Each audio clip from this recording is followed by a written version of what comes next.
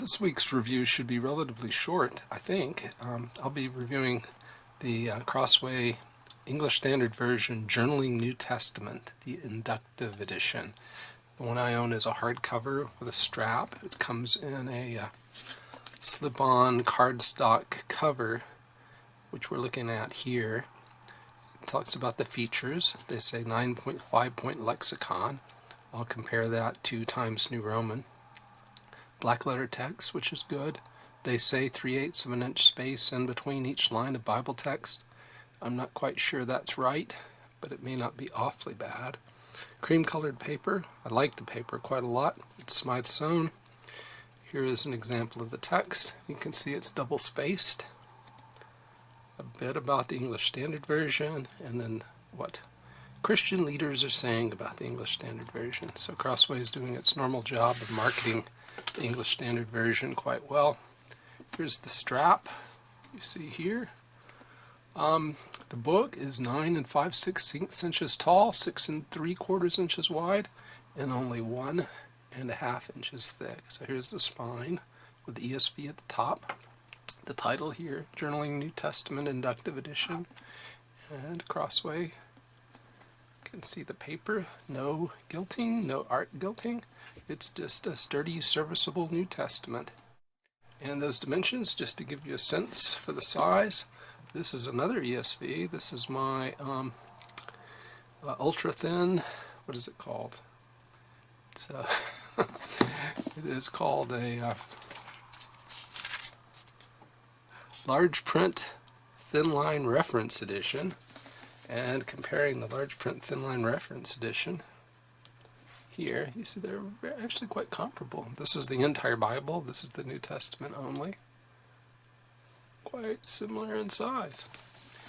And this is a book that I may review next week. This is a Thompson Chain Reference Bible from Kirkbride. This particular one is the 1977 New American Standard. Chief issue with it, of course, is the red letter text, which is poorly printed. A Thompson Chain Reference is about the same footprint and considerably thicker, about twice as thick. So that gives you a sense for dimensions. Let's open it up, not keep you in suspense, and show you what it looks like on the inside. So here we are in Luke. This is what the text looks like. You can see that creamy paper and the double space lines. It's a single column format. The column here is 112 millimeters wide. On a tightly packed line, you have about 82 characters per line, and there are as many as 18, only 18 lines of text per column. The page itself is 230 millimeters tall, 164 millimeters wide. You have considerable margin space from the top of a capital letter at the top line to the edge of the page is about 16 millimeters. At the bottom, it's around 22. That's just a little under an inch.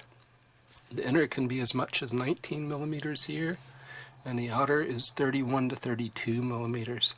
The font, as we saw, is advertised as a 9.5-point lexicon.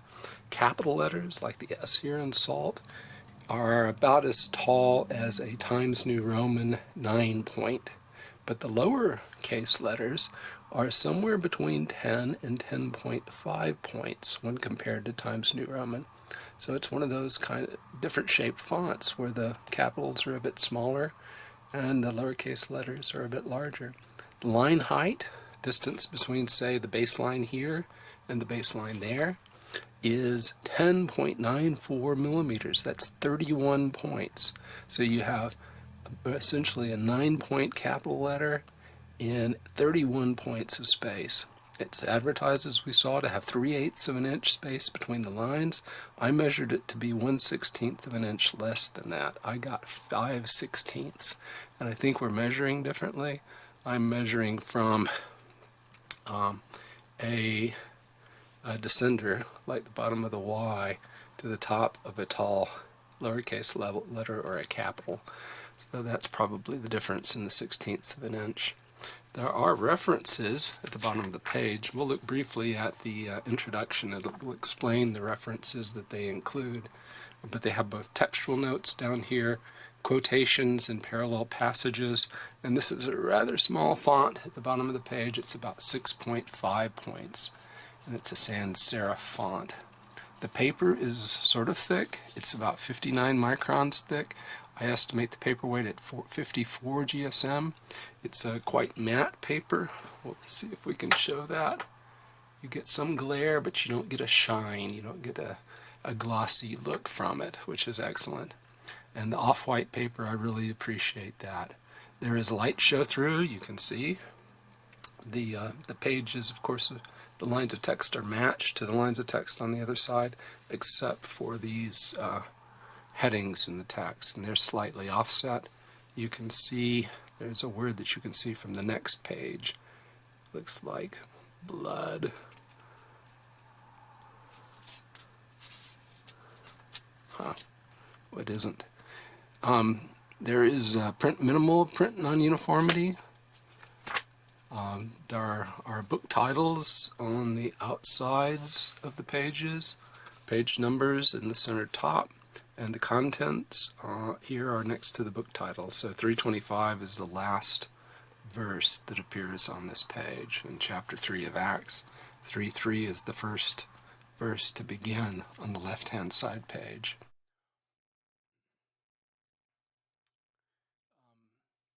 We talked about the headings in the text. They're in an italic type. They're about 9.5 points Times New Roman equivalent. There are no book introductions in here, and each book begins on a separate page. Just to show you that, here is the book of Acts, beginning on its own page. We'll go back to a gospel, and you can see that the words of Christ clearly are in black, the way they should be.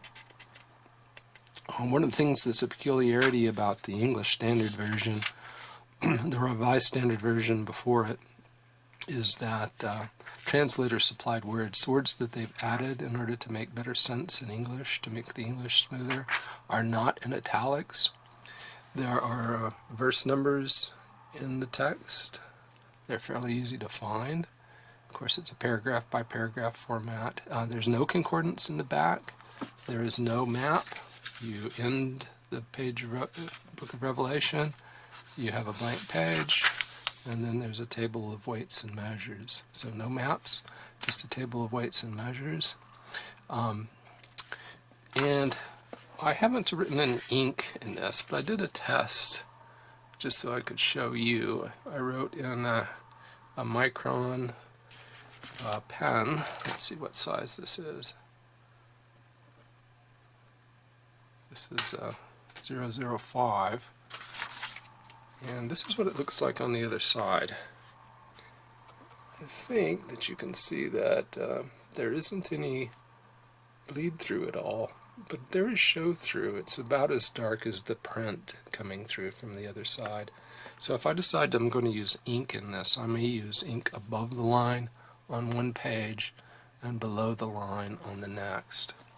At the other end of the book, of course, it's a typical hardback type binding. You have a heavy piece of paper here, and then title pages. Here is the copyright page. This is the 2016 ESV text. It's printed in China. It is printed in 2018, and this is the first edition. It contains only the New Testament, the table of weights and measurements that we've seen, an introduction, a preface, and an explanation of features. So here's the introduction. It's just an introduction to the Journaling New Testament Inductive edition, and they explain about the distance between the lines. The preface to the English Standard Version, where they talk about how it's in the line of translations going back to Tyndale, the King James Version, the 1885 Revised Version, which may be my favorite edition, the American Standard Version of 1901, and the Revised Standard Version of 1971. And contrary to the comments that a certain person put on one of my videos, it is in fact not a revision of the New Revised Standard Version. is sort of a sibling of the New Revised Standard Version. The text they began with is the 1971 Revised Standard Version text. That was the starting point for their work. And they say it's essentially literal. We'll have a moment or two to look at some examples, maybe 2 examples of where it's not quite as literal as it could be.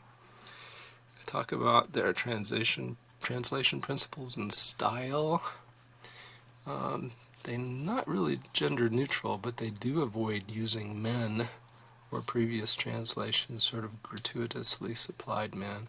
On the other hand, they do avoid translating the Greek word for men as men sometimes, and I'll show you that, how they do that once or twice, which I think is sort of a nod to gender neutrality.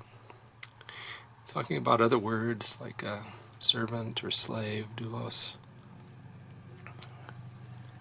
Textual basis and resources. So here we're learning what they translated. Masoretic text of the Hebrew, as in the Biblia Hebraica Stuttgartensia, and the Greek text is the 2014 edition of UBS 5 and NA 28 from 2012. I think Crossway, since it prints the Tyndale House Greek New Testament, should print at least an edition of the English Standard Version based on Tyndale House. Or if not that, maybe they would just turn the English Standard Version entirely over to Tyndale House. They say it's a great exception if they go elsewhere in the Old Testament to other sources like the Dead Sea Scrolls, the Septuagint. There are textual footnotes, the publishing team. Okay, that's the end of that. And then we have an explanation of features included in this edition. We saw the section headings, the textual footnotes, and they say here the types of footnotes they have, alternate translations, explanation of Greek and Hebrew terms. Probably not many Hebrew terms in here, mostly Greek since it's the New Testament. Notes indicating when the meaning of a word is somewhat uncertain, notes that indicate specialized use of a Greek word, such as brothers. I'll let you know that it could mean brothers and sisters, and sometimes it does. And other explanatory notes, as you see there.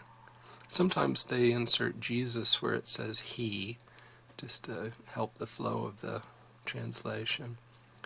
And then, in addition to these text translation and textual footnotes, they have cross-reference footnotes. So they tell you where the New Testament is quoting directly from the Old Testament, although they do not tell you when it's from the Septuagintal version of the Old Testament. And they also show parallel passages in the 4 Gospels. So here we are now in Matthew, and I just want to show you quickly what I've been using this copy for. I've been reading through my UBS 5 Greek New Testament, and as I come across words that I'm not familiar with, or forms of words that I'm not familiar with, or things I just find interesting, I've been writing them in here. I've also been reading the Revised Standard Version text as I go through, and occasionally making edits here. For instance, in Matthew 3:12, where the English Standard Version has the rather prosaic barn, the Revised Standard Version had granary, and the King James Version had garner. Kind of like garner best of all those. So I've been using it as a Greek notebook, but I actually bought a second copy of this New Testament, and what I plan to do with it is to go through the English Standard Version and do 2 things. Correct it where I think it's not quite literal enough, and then go ahead and make style changes, largely based on the Revised Standard Version. Sort of unrevise the English Standard Version back towards its parent. Places like this, where the English Standard Version uses a word like gloomy, where the Revised Standard Version has dismal. Now, there are a few places where the English Standard Version isn't quite as literal as it could be, and one of those is here in Matthew 5:22. Whoever insults his brother will be liable to the council. What does that actually say? Well, a much more literal reading of that would be, whoever shall say to his brother Raka shall be in danger of the council. So this chart, which should be on your screen now, gives a few other examples. Matthew 6:1, beware of practicing your righteousness before other people. The actual Greek there has the Greek word for men in it. So it doesn't say other in there at all. So beware of practicing your righteousness before men, which I believe was the Revised Standard Version treatment. Matthew 7:12, the same problem. They have others there when they should have men. And then in Matthew 9:33, it's kind of an odd translation. They have never was anything like this seen in Israel, when it actually should read more like it was never so seen in Israel, which I believe is the Revised Version translation. The English Standard Version does some things with the Revised Standard Version that I don't really like, just stylistic things that I would prefer to be done differently, which you're certainly free to disagree with me on.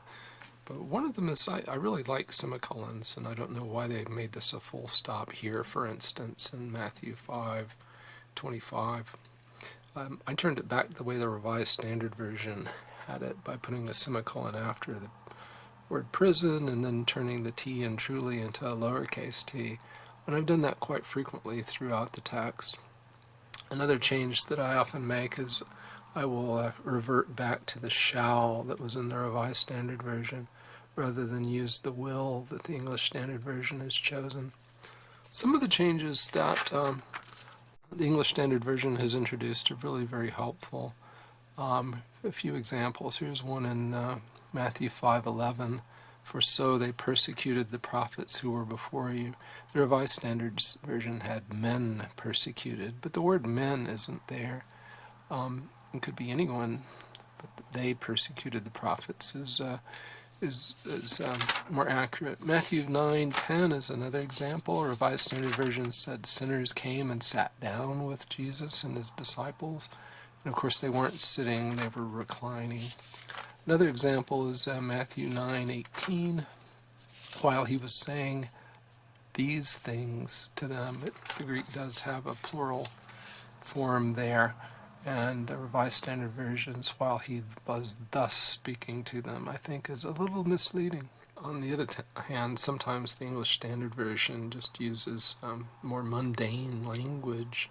For instance, here, Matthew 6:3, but when you give to the needy, the Revised Standard Version said, when you give alms, and there's nothing wrong with the word alms. This chart shows a few examples of where the Revised Standard Version had something that was kind of rich and pithy, and the English Standard Version has replaced it with something that's sort of vanilla and common. Swine is better than pigs, in my mind. Tumult is better than commotion. Telling someone to depart is better than go away. Dismal beats gloomy in my mind. Now, on the other hand, sometimes the English Standard Version's changes are really helpful from the perspective of trying to understand what the text means. Where the Revised Standard Version said in Matthew 4:7, you shall not tempt the Lord your God. The English Standard Version, I think, is an improvement. You shall not put the Lord your God to the test. I think that's clearer. Another example is in Matthew 9:19, where a woman comes up and touches Jesus to be healed. Jesus rose and followed him with his disciples, and behold, a woman who had suffered from a discharge of blood for 12 years came up behind him and touched the fringe of his garment. I think a discharge of blood is better than the Revised Standard Version's hemorrhage, just because hemorrhage these days tends to connote internal bleeding, and that may not be what was meant at all. Sometimes the English Standard Version's style, I think, is just inferior. I'm sure that the style guides would tell you that it's actually better, but I'm an old guy and I like I like the older way of writing.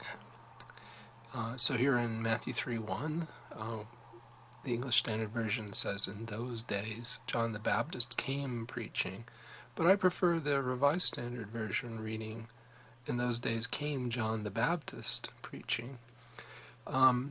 Two other examples. One is Matthew 4:2, where English Standard Version says, "After fasting 40 days and 40 nights, he was hungry."